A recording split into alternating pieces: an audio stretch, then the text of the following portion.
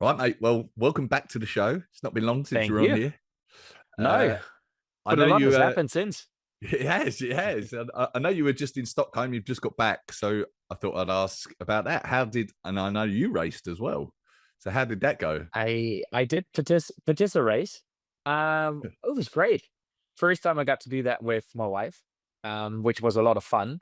Which also is like she did the rookie mistake of going too hard at the ski erg, and I think everybody out there knows how hard it is to recover from that. It's kind of like the ski erg can just ruin your entire race, right?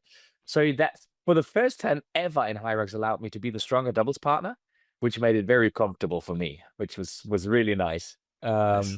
And it was a huge difference to Melbourne. So not having those like 4 days of work in the lead up, actually having proper meals in between and not skipping lunch for 4 days in this straight and everything. It was like a completely different race to the one I had in Melbourne a week before. Really enjoyed that. Yeah. Not not being on 11-hour time difference as well in Melbourne helps. Yeah, exactly. And that's the great thing about Melbourne, right? It's been what? It's like 6 days. So you don't fully adjust to the Melbourne time. So I find it a lot easier to get back than the way there. Yeah, yeah. I So was yeah. I was going to ask actually how your as you've mentioned it, like how your race with Bjorn went. Bjorn's been on this podcast, Bjorn Shinkelly, which is Linda Yeah. Meyer's coach. Uh, and you raced with him in doubles in Melbourne as well. How was that? I think it's like it was terrible. It was actually miserable. I mean, we were about 10 minutes faster than he expected to be, which was great. So we managed a very German efficiency. We went 109.59 just to make sure we stay under that 110. Um, which is good that we did that because I saw photos of it afterwards, and he is literally grabbing my arm as we run across the finish line. So 2 seconds slower, and we would have looked like Seth Arning in the lead 15. You know, you don't want that. Um, but it's so funny. Like that race has just shown again how important preparation is in racing. I mean, if I compare that to Stockholm the week after, it's like I was dizzy after the sled push in Melbourne because of the time difference, because of the work, because of the lack of food, all those things. Probably dehydration. I don't know, but I was literally like dizzy after this sled push already, and throughout the entire thing. And if I look at it, actually a week later in Stockholm with Annie racing with her, we were only 3 minutes slower than I was with Björn. So it's not huge, and we lost all that time in the run. And so not really the workout stations. I think we lost like 40 seconds overall in the workout stations. Plus, I had to do basically what Björn did in Melbourne. So Björn did about 65% of the work. I did 35. Now in Stockholm, I did 65. And it was crazy. I went from like being dizzy and everything in Melbourne to literally doing the burpees in Stockholm, like proper jump back, jump forward, no steps in between, nothing. And just because fueling was good, I knew it was coming. It's Yeah, crazy how big the difference is. So yeah, Melbourne was fast enough, but boy, did I suffer. yeah. How was the rest of Stockholm? Like this is going to come out actually on Christmas Day, so it's only going to be a Oh, few days after.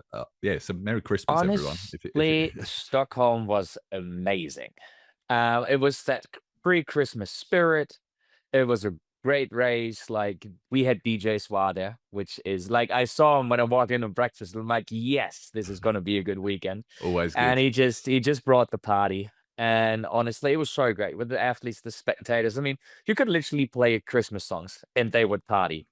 So yeah, atmosphere was really good. We saw some really cool racing, right? Mhm. So if you look at like Emilia Darman, for the first time under 60 minutes. So that's a PB, but like I think 90 seconds or something. And I think it was a fair race in Stockholm, but I don't think it was wickedly fast. It No, wasn't London fast. So yeah, no, it was a cool weekend. And it's that kind of like it's a holiday race. You get to see the city and it's Christmas lights, everything, and everybody is just like just counting down the hours as much as we love our job until it's done for the year and everybody goes home for Christmas. So it was just smiles all around. It was a lot of fun. good, good. I was pleased for Emily actually. It's I mean, I think that's the third fastest time ever. I was just trying to look up. Certainly on like off of the grid, I think it's one of the fastest times ever Yeah. in the women's field. Uh, And I remember like the Barcelona last chance qualifier, she looked so good in that race, and then she's been good since, but not quite as good maybe. But I think that puts her really back on the map, that race, doesn't it? Yeah. I tell you right now, after seeing her in Stockholm, it's up in the head. She doesn't believe yet. Does she She not? does not believe. She'll say like, "Oh, more is like half a joke. Like, oh, I want to go sub 60," and then next sense, well, but I don't think I can. So we had a bit of a word about that. That is Okay. not how this works. But you could tell like she started getting time splits and everything compared to is it Valgren, right? Who raced on Laura Valgren, Thursday. yeah. Yeah. And so she posted a 101.25, which was really good. So that was sort of like the benchmark she wanted to beat for sure. And then getting the splits and realizing, okay, I'm 45 seconds ahead of the time, and like now I'm a minute ahead of the time and everything. But she had to leave it all out there at the wall balls. But yeah, the potential is there, the body is there. It's just I think the belief isn't quite there yet, but maybe it's now. Yeah, and she's super young as well, so that will come with more experience. Not been doing it that long as she. And then on the men's field as well, there was a lot of good times. Oh, I'm just yeah. looking like the top. Yeah, Paul Weindl with a Yeah, second, with 1 second over Thursday's time. He Yeah. brought it across the finish line. top six now- all 55 minutes, something So incredible, look really. at Paul Weindl now. It's like 55.03, right? And now Mhm. imagine he would actually be good at wall balls. That would have been a low 54. He lost 40 seconds on Alan Ploy at the wall balls alone, right? Wow. So that shows you there's a lot of potential still in there. Yeah. So actually, if he would be as good as at the wall balls as he is at the other stations and the run, he would probably be in the top 2 roll down positions for Phoenix now. Yeah. Yeah. He brought his average down from a 57 high to a 56 high now. No, 56 low. With that race, and yeah, if he could have brought that down by a little more, he'd be close. It shows the strength of like the field now as well. Like the amount of guys that can run 55, 56 minutes just a normal race is pretty crazy, really. The one that's just insane to me is Alan Floyer, right? If you look at the split times of him, so he raced a 55.20, I think, in the end. And it's literally, I think his top 3 times now are like 5 seconds apart. So he's really consistent. But he put himself from like 16 or something into 12 with that. So he's got the same average as Bo Wills now. Bo's got that faster overall race, but still they're sitting in 12th now. So, and I haven't looked at the results from Vancouver, but I don't think they were fast enough. So Alan should be safe for Phoenix coming up. I think if I'm just looking at, I don't know if it's been updated. I'm just looking on the website now. Alan's in 18th spot. Oh, it hasn't got his Stockholm time in there yet. Okay. No. Yeah. Yeah, so he moved himself into 12th, same split as Bo Wills now. Yeah. Okay. Hey, and I got to bump into Ollie Russell for the first time since Hamburg Gate. So and how was he? Was he friendly? I don't know how to answer that one. So because we got 2 options here, right? I think we'll test out how many people actually watch or listen to your podcast. Because we had such a great time. Like we spent 4 hours over dinner, and his girlfriend was there, and my wife was there. We went to the Christmas market and everything. And we basically made the plan that we just gonna play this thing now in public. How this is the beef of the year. This is like this trouble between Ollie Russell and me, and he's got all Hollywood on it, right? So yeah, no, For people that really I nice. should say, people that aren't aware, Till was not super kind about Ollie in the Hamburg race. Well, so basically what I did is on a live stream, I wondered if his doubles partner, Charlie Bottrell, needs to pick another doubles partner to help him achieve his goals, right? Because Ollie was struggling on the day. And even Ollie said, in all fairness, after the race, like, mate, I was really worried Charlie was going to break his neck, because he constantly had to turn around, check where I am. Um, but hey, did they deliver a race in Melbourne? I Yeah, they mean, did. and honestly, it's been technically it's been all Ollie. So it's been amazing. Like he basically he said to Charlie before the race, listen up, you can either break me like you did in Hamburg, or we stick to my pace in the run and I can show you, you know, what I'm capable of at the stations. And I think even in the race in Melbourne, you could literally see it. There was like one or two situations where he really had to hold Charlie back because Charlie was just on fire after that individual race and ready to go. Um, but yeah, no, they played it real nicely. Yeah, yeah. And with more time, and I mean, I don't know, you've probably spoken to him more than I have now. Like if he's gonna specialize in doubles, now they've qualified for that in Stockholm, the Elite 15 doubles, like they could be like a real threat for the win, I think, the two of them. Yeah, I think so. I mean, I really hope that Ollie doesn't long term focus on only doubles, because I think there's a lot left in him.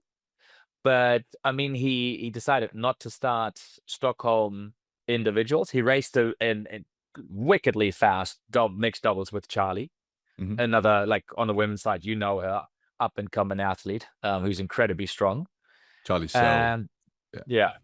yeah, but he was also supposed to race the individuals pro, and he decided not to do it. He decided to give his body a rest and fully focus on doubles from here on out for now with Charlie. Yeah. Okay. Interesting. Um, all right, so we set this up to do like a bit of a review after the majors, and as we've come Yeah. after Melbourne, we still not talked about Hamburg. Uh, I was thinking about how to structure it, but I thought we might start with your hot takes. So we've done some hot takes in the Tell pre-shows, some hot takes. Till's hot takes, and I thought like that might help us lead the discussion. So in Hamburg before the women's race, you said today we'll see the beginning of the end of the established athletes from the past few years. And to be fair, you did add it will happen over the course of the season. Yeah. Yeah. How do you feel like that hot take is playing out at the moment? I think it's touch and go. I think it's a 50-50. It's a 50-50 right there. Yeah, I mean, you know, I have to say certain things to polarize a little bit. I don't think it's going to go quite as quickly, but I actually do believe that we're kind of seeing the beginning. I think there is very few of the established athletes. And when I say established, the ones that have been around and doing well for a couple of years now. So for me, Joanna Wittrich, for example, is still the new generation. Um, I mean, it's only been a year, really. You know, she Yeah. left this huge impact, but it's only been a year. But I think there's very few athletes who have the ability, but most of all the mindset of the established athletes to find the other gear that they need to hold off the youngsters pushing into the sport. And even though the hot take sounds really like a jab at the established athlete, it really isn't. Because for me, the perspective behind it, the reality is we're now getting to that point in this sport where kids, teenagers are growing up knowing HYROX as a sport. So they're not going to pick up swimming. They're not going to pick up football or running. They actually choose HYROX as a sport from Mm-hmm. the get-go, and they will train for that. So that's the first thing. I think that's where we got an advantage with the youngsters pushing into the sport. The other thing is, I think we've seen it this year already. We've seen it halfway through the last season. We're going to see it even more coming up. Is you now have all those athletes out there in the women's like Lauren and Megan and like, you know, on the double side, Vivian, amazing. We'll talk about that later, what she delivered again on the weekend and so many athletes and same on the men's side. And so there's so many great athletes to learn from right now and also learn what worked for them, what didn't work for them. We'll see athletes work more and more with specialized coaches. So I think this whole generic Instagram HYROX coaching where there's questionable advice every once in a while is not going to be the thing that you see in the elite and in the top pro fields. You will see them start working with established coaches, may it be cross country athletes and former rowers or people like Jane from the erg army who's specializing on erg work and things like that. You will see them work more and more with running coaches. We're already seeing that and so on. And I think that's basically all these things combined is what I mean with I think we're seeing the beginning of the end of the established athletes. And I just really believe that there's very few who are willing to change their way so much that they can stick to the pace that we're going to see in the next couple of years. Okay. I was Uh, asked by Björn on a new podcast that he started in German if I think we'll ever see a man's pro time under 50 minutes, and I said I think we'll see it in the next 2 years. Next 2 years. Yeah. Wow. Oh, That would be impressive. we'll see. Yeah, we'll Okay. see. I think on the women's It's side, not going to be me. when you look at the women that have qualified so far in the majors, it's like Lauren and then Joanna, who raced her first Elite 15 major in October last year at Amsterdam. There's Jess Petro, who did the same. There's Sinead, who first Elite 15 race was in Chicago, like the World Championships. There's Lucy, that was in Vegas. So that you could argue, like, you're actually quite right. Like the ones that have qualified, and then Vivian, who has been around for a little bit longer. But so, yeah, aside from Lauren and Vivian, I think all the others that have qualified actually have raced their first Elite 15 major in the past year at least. So yeah, I do truly believe, however, that come Phoenix, the established athletes will strike back. I really fully expect Megan Jacoby to move to get the qualification spot straight away. I mean, she had what a 58-15 comeback race in Stuttgart. She followed it up with a great race in Madrid to make her way into an easy move, to be honest, into the lead 15. So I really expect her to be on point. And I think the trip just didn't work very well for Linda Meyer with Melbourne. She got sick on the day, actually. She was struggling with nutrition and everything. So I think come Phoenix is an easier trip going over from Europe. We'll see Linda Meyer show what she's capable of and move in there. We've kind of seen it in Hamburg, to be honest, already. I don't expect the world champion to be on point first race of the season again. no. So I have those two more or less set as two of the three qualification spots, and that's two established athletes. Yeah. That's fair. That's fair. Anyone else you're excited to see for the rest of the season in the women's field? One that springs to mind for me is Lena Putters, who I think has got huge potential and raced well in Hamburg, but then like got the 3-minute penalty, which like ruined her race in the end in Hamburg. But I'm excited to see her return if she can be fit and healthy. And 100%. I just like Lena Putters is becoming sort of a little bit of a female Sean Noble. There's always something going a little bit wrong now for her, you know. Ever since Hong Kong, to be honest, ever she was supposed to race her first major. She's got all that potential. There's no doubt. It's for me, it's a matter of is how much pressure does she put on herself with everything everybody's saying about her and not having been able to entirely deliver exactly that, right? I mean, it's like, and it's while she's been away and while she's coming back from injury and then had that Hamburg race, but the sport has again changed. So I think everybody expected her to kind of like run away with the lead in the early stages of the race, but it's not really happening anymore because the other women are right there. They've done their homework. So it's a little bit of a different scenario than being that phrase super wicked athlete that everybody was worried about, including like you heard it from Linda Meyer, and everyone's like, "Oh my God, Lena Putters is racing. Is this going to be crazy?" So it's a different scenario, and I would just want to see. I really hope that she handles it well. I want to see how she does it. We've seen a very interesting comeback, for example, and that's a perfect example for it. Is Laura Valgren from Denmark, who raced a 1:01:25. So actually, with the average she has right now, if she can follow this up with a 1:01:10 at another race, she'd be in the Elite 15 right now with the average. And she had that whole thing. She came to Cologne to the last chance qualifier and did insanely well and missed the world championship by 7 seconds and was like, all right, I'm gonna try Barcelona.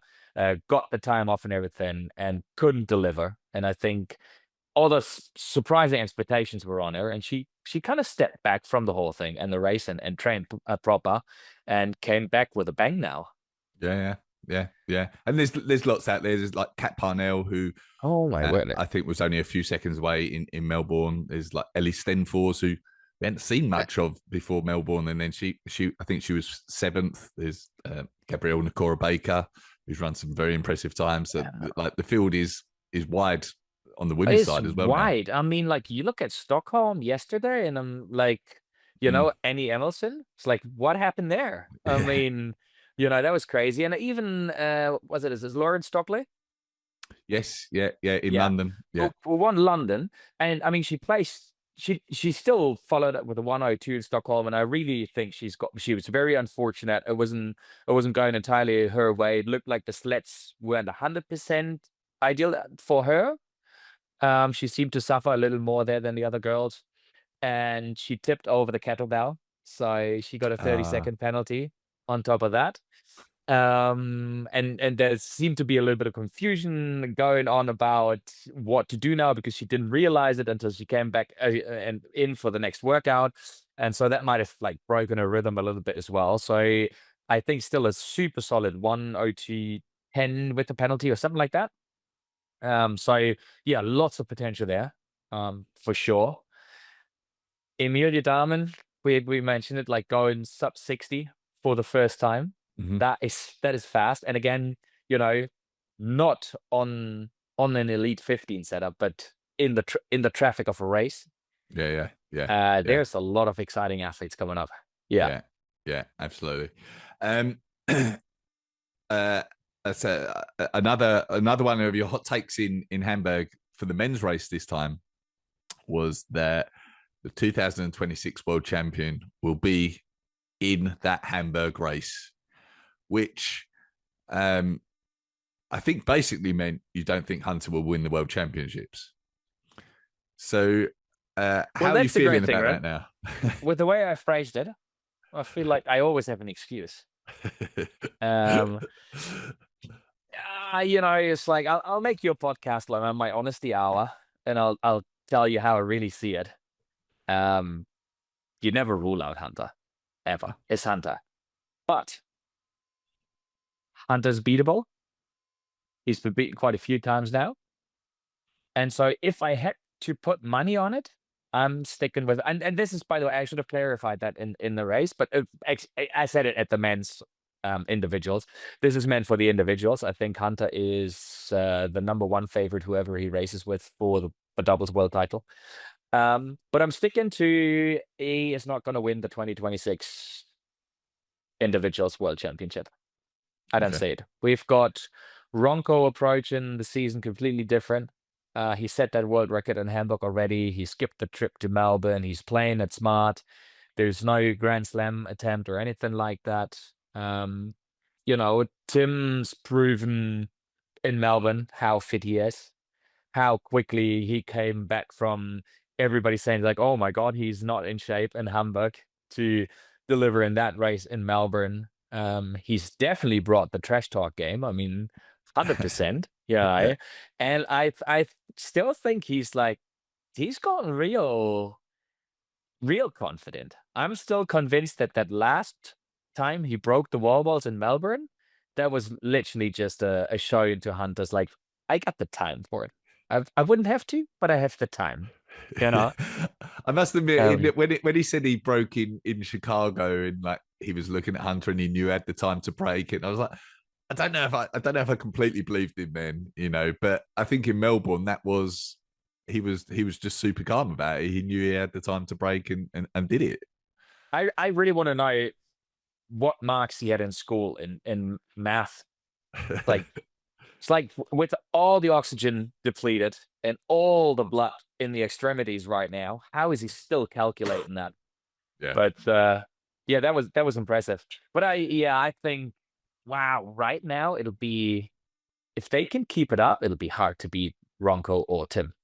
Yeah, it feels to me, and one of the athletes, I don't know if I should share who, said to me like they're trying to work out how to close the gap on what he's perceived as the top four at the moment. So really the top two from the Hamburg and the Melbourne races. So Alex and Dylan, and then Tim and Hunter, like he perceived as the top four, and those four having like a slight gap over the rest of the field at the moment, and the rest of the field is very, very deep.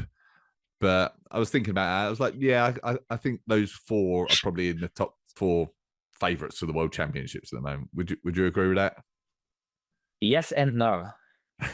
I really think that Charlie will find a way to close that gap further until World Championship, because he still has a lot of potential. He's got a lot of areas where he can close it. He's running. I said that on the live stream in Melbourne. He's running really, really fast with horrendous running form. He's literally running like a back curve banana. So I mean, it's against all odds. He's fast with it. But yeah, I think he's got a lot of potential there. I think if Sean Noble follows through with what he promised in Melbourne, he'll be closing that gap, because he had shockingly bad ergs, both the ski and the row. I think he averaged about 10 seconds lower. He tried to go with the front at the beginning and very quickly dropped by like 10 seconds. And yeah. But he promised to work on that. Because he's also going full-time now, right? So after Melbourne, he had like one more week of work, and now he's a full-time athlete. I think the one that people are forgetting right now, just because he ran out of energy at the wall balls, is Josh. I think he did incredibly well until wall balls, and he still got a long season to train at. And one thing you cannot forget about them is Ronkovic is working off where he is right now, right? The guys that have to close the gap, they're working off a lower level. They haven't reached that level of their potential yet. So I think their progress will be faster, in my opinion, if they play their cards right. So I'm not so sure if I just go, it was like, oh, that's the four, and then there's going to be a gap. I don't really see it like that. I actually spoke with Josh this morning, like to record an episode of the podcast, and I realised that he actually had the fastest run time in Melbourne out of everyone. So he's like this like 190-pound, 86-kilogram guy, like super strong, and his run time was like actually like a decent amount quicker than anyone else as well. So you're right. His potential is huge. But and then another name like we've not mentioned that we probably should is Hidde Wiersma. Like he was third in Hamburg. His trajectory, like he's certainly on the up. Like he did, I think off the top of my head, I think he was seventh at the World Championships in Chicago as well. Like he's only young as well, even though he's been around for a long time. So yeah, certainly another one that could close the gap. That's going to be a really interesting one, because I know he's got like life to do right now as well. So there's like, I think they were building the house and there's a baby or something. So he's busy with actual life right now. But that is not necessarily a bad thing. He's now building in those fundraisers like he did in Utrecht, where he raced 3 times, but really with different partners, just for the pure joy of it. He raced with a Paralympic athlete and so on. So yeah, definitely. And you know how important it is. At the end of the day, the body is one thing, but if you got a clear head going into Worlds, that might be a huge advantage. Hidde is there, and it's really hard to say anything. And even though he's not there yet, I don't think he'll develop fast enough. But I like the development of Alan Ploy. It's like a slow progression, but it's very consistent right now after switching coaches and everything. Yeah. So men's side I think it's gonna be wild. Women's side, different topic. One name we've not mentioned yet, and I think you spoke to him quite a lot actually in Melbourne, more than I did. But is Cole Learn, like his story, but his potential seems huge as well. Oh, completely. And again, one of those stories coming from living on the street to starting your own gym with your wife to suddenly smashing it here. And I said it on the live stream. It's like, dudes, like skip the memo of that he should not develop this fast. He should not be getting that much faster that fast. It's not okay. Yeah, Cole, I mean, 100%. If he keeps it up this way right now, and I mean, something he's not lacking is the confidence. So he fits it right in there with the boys at the front. That's for sure. He knows how to put the elbows out. He knows the trash talk. He knows how to deliver after the trash talk. I think it's going to be great for the sport, and I think he's going to be up there as well. And it's just if you look at all the markets right now, even going through the Chicago race and then Dallas, and now what we've seen in like Anaheim and Vancouver, and Anaheim wasn't a fast race at all. The US boys are definitely Mm. picking up the pace as well. There's quite a few in there. So it's going to be interesting. I don't think it's going to have that much of an impact on the Worlds this year in Stockholm. We're going to see players like Josh, like Cole, and so on. I don't think we're going to see any surprise movers really move into the World Championship ship spots and then deliver on the day. But it's promising for what's to come in the next seasons. Yeah, absolutely. On the double side, like staying with the theme of talking about your hot takes, Oh, this one could be a good oh, shout. So on the yeah. women's side, it was Linda and Megan will win the doubles in Phoenix. And just for context, like the time you said that was Linda and Megan weren't even doubles partners at the time. But I think that's Yes. probably panning out to be a good shout now. So I'm 50% the way already there because they're now racing together, right? So Yeah. half of it has come true already. But boy, would I say that again after Vancouver? I'm not so sure. Are, are Lauren and Vivian starting in Phoenix? I don't know. So yeah. So if people aren't aware, Lauren and Vivian Tafuto basically broke the world record in Vancouver yesterday when we recorded this. Now Lauren has already qualified with Lauren Griffith, like they're the world champions. I don't know what Lauren Week's plan is for Phoenix and whether they're going to race.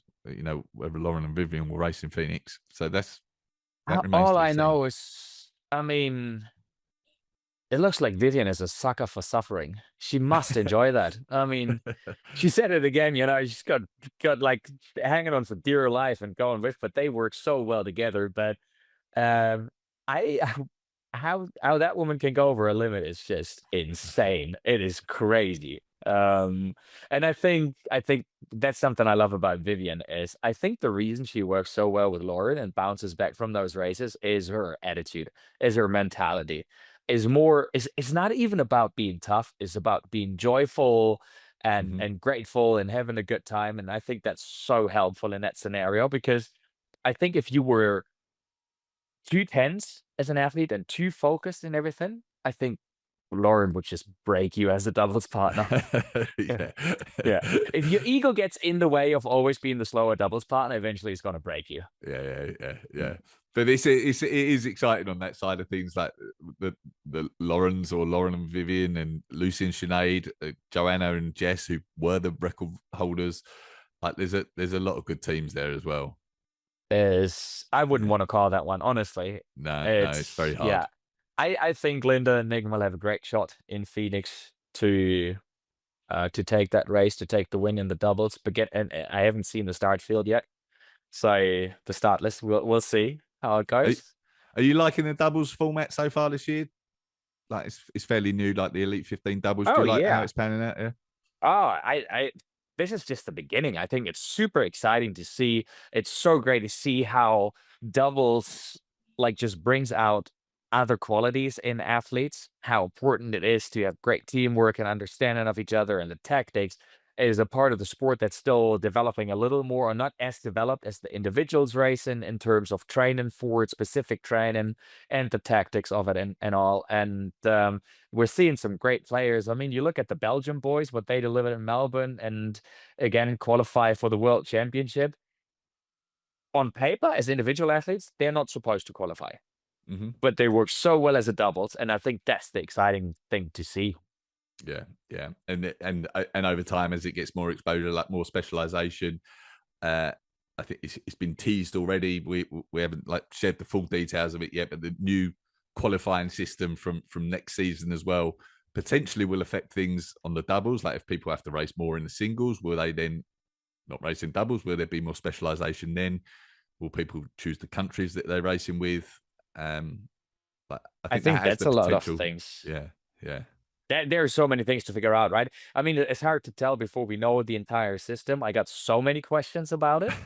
I mean, what we've been teased is it's a points ranking, right? So you take full points for a win, and then depending on the strength of the field and the time that you're behind, you lose points. So, which is great because it forces every athlete behind to race to the absolute maximum, even if they can't win the race because they don't want to lose too many points by being too far behind the winner. But the questions I have is there going to be an evaluation on depending how strong the field is? Then how is that strength going to be evaluated as a thing? How many races count into your score? All those things. Because if you can qualify at any race and every point race gets whatever 4,000 points for a win, it's going to turn into a game where whoever can shell out the most tickets for flying to India and South Africa and places like that is going to qualify. All will be revealed soon, I guess. So we'll Yes. find out more We soon. were told beginning of January we'll hear more, so Yeah. stay tuned for it. And then on the men's side, so this again, it was in Hamburg before the men's doubles race. You said Alex Ronkovic won't get the world record in doubles because Tim won't be able to stay with him. So I guess you were right. They didn't get the world record. So I guess you could say that's right. Well, I had a feeling for Hamburg. Again, this is something I would not say again after what I've seen from Ronco in Hamburg and Tim in Melbourne now. Yeah. It was sort of a calculated guess, to be honest. I've seen it just in different sports so many times. It is really hard to become world champion, get all this attention, like Adidas starting to develop a shoe with him now. I mean, he raced a prototype shoe in Melbourne and everything. So that's work, that's input. Then the media wants your attention, other sponsors want your attention and everything. And it's so hard and then you want to celebrate that victory as well. And to do all that and at the same time peak in the first race of the season already. Plus, honestly, who cares? Nobody cares how Hamburg went when you deliver on the day in Stockholm. And that's something that's so funny to see. I think so many athletes haven't understood yet, like talking to them, and they're like, oh my God, and well, our sponsors gonna think and everything. Well, then educate your sponsors. You're not gonna peak at 4 majors and the world championship. At least gonna be very hard. I know that Joanna is trying to prove me wrong here, but nobody cares. This is becoming a professional sport where at the end of the day it's coming down to qualifying for the world championship and delivering there. That's going to be the benchmark. That's what's going to bring you the new sponsorship deals and the attention. And yeah. Yeah. On the subject of world records, like we've seen the men's solo taken, we've seen the women's doubles. What's your prediction? Do you think we'll see more world records broken this season? Would you predict, and do you think we'll see it in all the races, so men's and women's solo and doubles? I definitely think that we'll see more world records. No doubt. I think the women is just, I mean, it's been what? It's been the third or the fourth time since in this year. So basically since 2024. In the women's doubles, yeah. So in the women's doubles, right? So it's been Joanna and Jess taking it, Joanna and Jess breaking their own, and then now Lauren and Vivian taking it from them. And I think it's just going to continue that. I think they're just going to Sergei Bubka. So for everybody who's not as old as me, it's like it's the pole vaulters who always go 1 centimeter higher, even though they know they could go 20 centimeters higher at once, and so they end up with 20 world records in their career. And I think that's what we're going to see. We're just going to see how they chip off a few more seconds right now.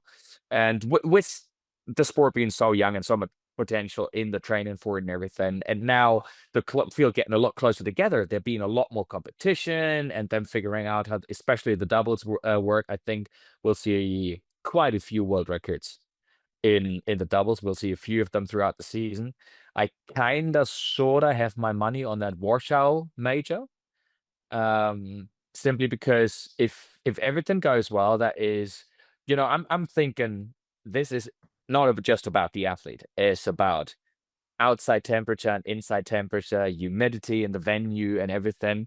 And looking at it, I think Warsaw being mid-April could be fantastic.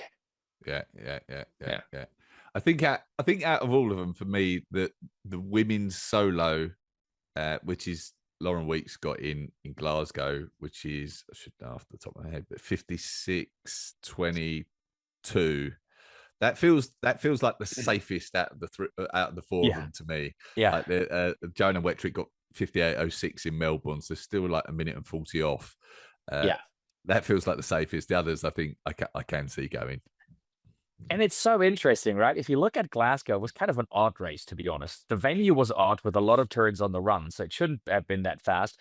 But it also felt like the setup there, it was before our Elite 15 setup, the proper Mhm. one. It kind of felt like it was basically no rock zone.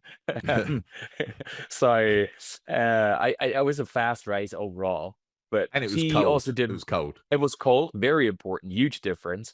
And plus she had pressure from Joanna Vitrick all the way to the Sempeg lunches. I think is primarily where Joanna lost it in that race. But yeah, that seems solid. I mean, Yeah, definitely. yeah. Um, Can you see a space for uh, some some form of relay as well coming into these elite races? Like we've got the singles and doubles, and we see the relay at the worlds, obviously, like by country. But I think there's a few people, maybe like Charlie Bottrell, Travis Howes, like people who have like broken Ollie Russell, for example, that have broken the men's relay world record in the past. That I think would be very keen to have an elite relay. Do you feel? Can you see that in the sport in the future? Anything is possible, right? Do I want it is the other question. I really hope it's not coming too soon. The thing I want to see first is mixed doubles. Hmm. I think that's going to be a really interesting one. And there's like in my mind there's a lot of other fun things that should come before the relays will eventually be a part of that, but mixed doubles in my opinion again should be an opportunity for everybody, which means already adding a third day to the lead 15 races, because I think it would be a shame. It would devalue the mixed doubles or even the other doubles if our top athletes had to choose one or another, because they can't race them both on the same day. And then with that, kind of like what I want to see is, for example, a nations ranking at Worlds and so on. Now we got individuals, we got like 3 different doubles and so on. I would assume that we will eventually move to a nations format anyways for the doubles. So I think you'll have to be in same nationality. I'd be surprised if that doesn't happen. Um, and then after all this happening, maybe then I see a relay there. But I mean, also look at it. You see it from Elite 15 point of view. Other than Charlie Botterill, I don't think anybody's going to get excited about that. I mean, you end up having to race up to 4 times in That's four true. days at an elite level, all out full gas. But then again, what do I know? I mean, you could be Cole Learn and have that, have those elite races in Melbourne, and then just for shits and giggles go smash the mixed world record the next day just because you can. Yeah, and I must admit that I just talked about. I think Lauren's record is reasonably safe, but I used to think the mixed doubles record that they broke was reasonably safe as well. So it was super impressive performance from them to do And that. not just that, let's be honest. Looking at the paper, I mean, I wish there would have been bets on that thing, because I think 90% would have bet that Hunter and Joanna are gonna take it. Yeah, yeah, yeah, You yeah. know? Um, And yeah. it wasn't. It was it was a nice course, but it wasn't. It wasn't super fast. It was pretty busy out there. It wasn't easy. So like the time that they got was very, very impressive to do it on that course as well. Yeah, agreed. Yeah, I think Stockholm, for example, in direct comparison again, felt a lot faster. The sleds felt faster than in Melbourne. There was less traffic on it than we had in Melbourne, even though like it was a huge venue and there was space. But yeah, still. Yeah. Yeah. Um, that's the hot takes looked at, but we've also been doing predictions. You Oh and yeah. we've been doing predictions before each of the races on the pre-show, and before I tell you where the scores currently are, we should and maybe we're just You asked know, for the listeners' suggestions, but there should be you some. know the We talked scores. about, I can't believe it. yeah, we talked about some sort of punishment for the loser. Yes. And we never formally agreed what that was. So I don't know if you've got any suggestions, or if we should leave it up to the listeners to come up with some suggestions. I think that would be a great idea, but I think it should. I mean, yeah, I'd love to hear suggestions from the listeners, but I think it should be something HYROX related, a punishment. So it's either going to be something like one of us has to race with a much faster athlete just to go through that suffering, for example. Or I feel like the loser, one of the thoughts on my head, which I think would be really nasty, is I want to see something like you have an Ironman with the Ultraman World Championship, like basically an ultra distance HYROX. So the loser has to do basically back to back to back HYROX races. Like literally the same day, back to back to back, like 3 HYROXes in a day. That's much more Uh, suited to you, Till. You're the triathlete background. You love your long runs. I'd Yeah, die. but you've seen the spaghetti arms, right? So I'm happy to do the run, but I'll literally by round 2, I won't be moving those sleds anymore. Or we pick individual punishments. I don't know what would punish you. Something that would really, really, really punish me severely is having to race my first pro. Because to everybody who's not aware of it out there, I'm a 124 open athlete with a I'm gonna die every single time on my way to the wall balls attitude, and therefore a wall ball PB in the individuals of 8:45. Yeah. And But that having being seen your said, wall balls in Melbourne, I can believe that as well. yes, Stockholm was I got a compliment from a wall ball in Stockholm, um, for keeping my wall balls so clean and making it so obvious, which proves my point that some of our judges are clearly blind. I mean, they've not seen what we've seen. No, I made a real effort in Stockholm after seeing that horrendous video from Melbourne. But I did make Ollie Russell a promise in Stockholm when I bumped into him, and I said, I'll race a pro at some point, and on the way to that, I will do everything I possibly can to improve my time this season before 2026 ends in the open from my 124 to a sub 110. Because I said to him, only if I can achieve that will I feel good to keep trash talking him. So, And then when you do that, you can say whatever you want. then I can say whatever I want. I can make fun of the lack of hair he has, or too much chest hair that he has, or whatever. Then I can say anything I want. All right. Well, Yeah. yeah. Send in your suggestions or comment on the Instagram post with suggestions. But yeah, maybe it's Till runs his first pro, and maybe I do 2 races. One thing in I a can row. tell you right now, I will not do, because I'm a happily married man and I want to keep it that way. I will not get the Ollie Russell haircut. That's not happening. Well, anyway, like the current points. So we're picking 1, 2, and 3 from each of the races.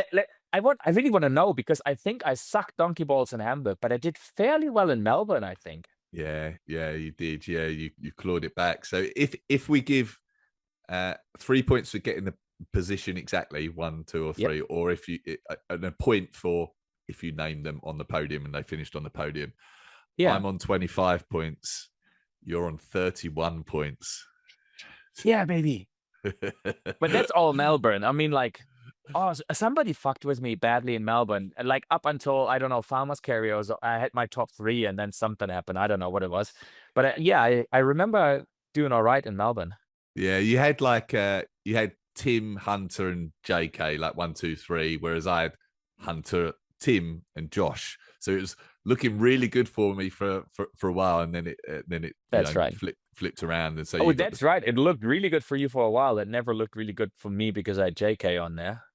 In all fairness, I did ask JK before the race if he was qualify ready or win ready, and the answer was mate. Is the Pope Catholic? They're like, all right, here we go. Hey, he's winning ready. I put him on my podium. Can't wait to see him back, man. He's going to be back. Don't write JK off. Just saying. No, no. He 31 and you got 25.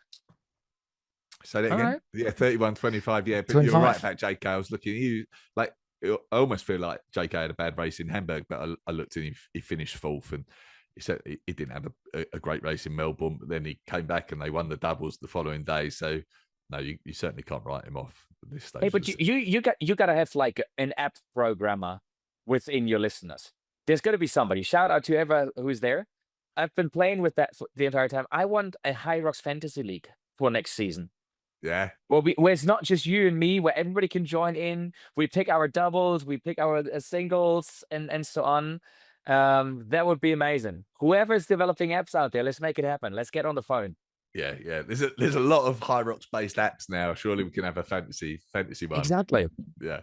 Yeah.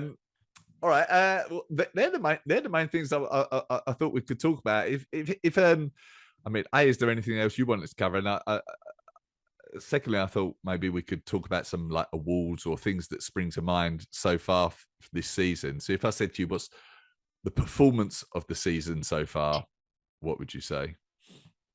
The performance of the season so far, boy, that is hard. There's too many. All right. I'm gonna go with a. If that category doesn't come up from your end, then I will add a category because there is a comeback of the season, which is also one of the performances of the season. To me, the performance of the season is Jana Whitrick in Melbourne. Okay. Simple reason for that being to follow up a major win with a major win is incredible. Mm-hmm. That is the one thing. The other thing is the way she did it. Very clearly proved she surprised me a lot. I think she surprised a lot of people how much work she's done on her weaknesses, on her weak stations, and did not lose time where I expected she would lose time. And therefore, that for me makes it the performance of this season. Yeah. So far, there's, yeah. For me, like my immediate one, and maybe this is a bit obvious, but Alex getting the world record in Hamburg was my one. That's the one that sprung to my mind, just purely because, well, it's a world record. It was a fairly long-standing world record, and he went out. It felt like he went out with the intention of getting the world record, and like that confidence where he hadn't necessarily been in Alex level of form before that, you know, from the World Championships and shortly before that, and then to go out and like just hammer the skier, hammer the sled push, and almost like risk blowing up to get that world record, I thought was super impressive. So yeah, that's the one for me. Interesting. Yeah, for the man, for me, it's clearly Tim Beanish in Melbourne, taking the win in those shoes. That must be the performance of the year. I mean, like, how? Have you seen them at the sleds? They rolled up in the front like he's like one of those comic characters from Aladdin or something. Like, he's like, yeah. And that was like, oh, that was painful to watch. I mean, they must be fast apparently, but yeah. Yeah, they won the race. Who do you think's flying under the radar? We've talked about a lot of people, to be fair, so maybe no one anymore. Well, for me, I'll give you a reason for that one. The one that stands out a little bit for me is like Charlie, for example, doesn't fly under the radar anymore. For me, it's still Josh, because I think people are making a huge mistake with Josh. Thinking everybody's talking about how he needs to improve wall balls, and I call BS. I don't think that's the problem. Dude ran out of energy because he left it all out there. He needs 2 more minutes of energy in his body, and he knows what he needs to do for that, and he's right there. His wall balls might need a little bit of improvement, but by far not as much as people are thinking. It's not the wall balls that sucked. Dude was empty, and he risked it all, and I love that so much about him. It was not oh, let's have a decent result. It was, if I want to make it to the Worlds, I got to risk it all, and that's what he did. So I think he is still underrated, even though people are talking a little more about him. Yeah. I think he got a lot of no reps as well at the wall balls. So like, it's not just purely just working on his wall balls. It's, whatever his mobility and things like that. And then he'll be there. Yeah, absolutely. You do a lot of interviews, like in the days before the races. Most fun to chat to in the interviews. Oh, wow. That's become really difficult after Melbourne. I would have had I think it would have been very, very easy to say before, But in Melbourne, we finally had time to talk more to them.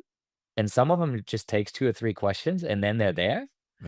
You know what? I was never too excited about Lauren Week's interviews, and I think she was great. The one I walked out of, even though I don't agree with a lot of things she does, but I have to be honest there. Tanja Strohschneider was a great interview, for sure. I love Charlie. I'm still very upset that the media team cut out the second half of his answer of who he wants to beat. Because he said JK, and then he explained why, and it was a great explanation why he wants to beat JK. It's really hard. I mean, like a lot of them are becoming a lot of fun now. That's for sure. Yeah. So, Sean Noble is raw. I think he's terrible at interviews for sponsors, but he's raw. Yeah, that's just on the man's side, right? I think somebody who really surprised me in Melbourne was Lucy Proctor. I think she was great. Mm-hmm. But if I have to pick one who's my interview rock star, is going to be Vivian Tafuda.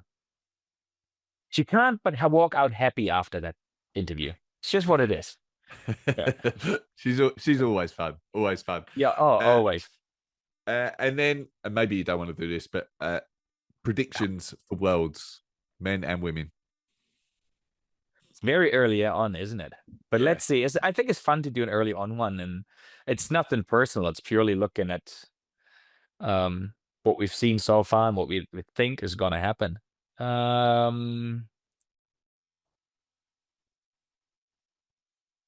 Wow. Okay. Men, Worlds, Tim is going to repeat. Okay. We're just talking about win, right? Yeah. Women. Oh, this is so hard. This is so hard. So something in me thinks it's going to be Joanna. And another part of me thinks Joanna might be doing too much by racing all 4 majors, which I think is planned. And then, of course, in terms of the whole story and the fight and everything that's in there, you can't but wish Megan to. Now, that would be a fairy tale story to take that world title. But then Lauren always knows what she needs to do to find another gear. Mm-hmm. Women, I can't. I can't. It's impossible. Yeah, you'd have to put a gun to my head right now.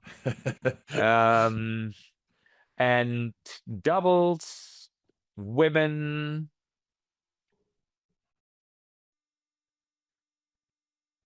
I think that Lauren and Vivian are going to continue on the streak that they're on. Okay. I think they will manage to beat Joe and Jess. And in the men's, I'm going. Oh, in the men's. Yeah, you got to go Tim and Ronco. Yeah. I think they've got to be favorites. Yeah. I think that combination is just, the few things that Tim isn't the greatest at, Ronco's got covered. I need to talk to Tim. I want to know what on earth was happening with that roll in Melbourne. That's the other thing. Performance of the year. How do you win that race with that roll? It's like he only, on the return, he only went halfway back. He never bent his legs properly. So he never had the full push through the legs and everything. It was really strange. Oh, okay. Yeah. Maybe he was struggling. Yeah, I don't know if there was something with the knees or something, or if he knows something about rowing no roller knows. I don't know, but so that was an interesting one. But yeah, I think it'll be hard to beat those boys. That's for sure. It is worth remembering on the men's doubles side there. It's Rich Ryan and Pello Menendez that actually have got the world record at the moment. We've not seen them because Pello's been injured, really. So if they can get back, they could be a real threat. And then I don't know what their plans are, to be fair, but I know Rich Ryan has raced with Dylan in Hamburg as well, which set a time. So like I say, I don't know what their plans are or who Dylan's planning on racing with, but Rich and Dylan could be a threat as well. That's the thing with most of the doubles. We don't even know who's going to race with No. who. I mean, like, I assume Charlie and Ollie is a set one. I Yeah. assume that Tim and Ronco are set. That's for sure. But who's Hunter gonna race with? You know, that's an interesting one. Yeah. And I'm not sure if there's drama amongst lovers in the men's, for example, with somebody like Fabian and Jeremy. I don't think they didn't look like one team in Melbourne, for example. So to me, before, that was a given one, and a team that, or a pairing that would do well, maybe not win the world title. But let's see. So I think there's so many open questions. You know, is Jake gonna race with Alan, and so on? We'll see. But yeah, I'm sticking with Bronco and Tim. Yeah, nice. Yeah. All right. Well, this has been good, mate. Anything else I should have asked you? Anything else we should talk about? Well, no, we'll just do this again after Phoenix and see how we did. Yeah. You know, in our points in the predictions. But yeah, that one continues. We got do. By the way, our thing with the guesses for the races, that's only majors, right? Because regionals is going to be a real wild card. I'll see how I'm doing before. If I'm still losing, I might have to bring the APAC regional as the one. That's the thing. I feel like that's where you, as the data man, you know, will have a huge advantage. We'll see. All right. All right. Nice, and everybody out there. Yeah, Merry Christmas time as well if you're listening. Yeah. Holiday season in general. And catch you soon. Thanks for your time. Right. Nice one. Thank you. Take care. Bye-bye.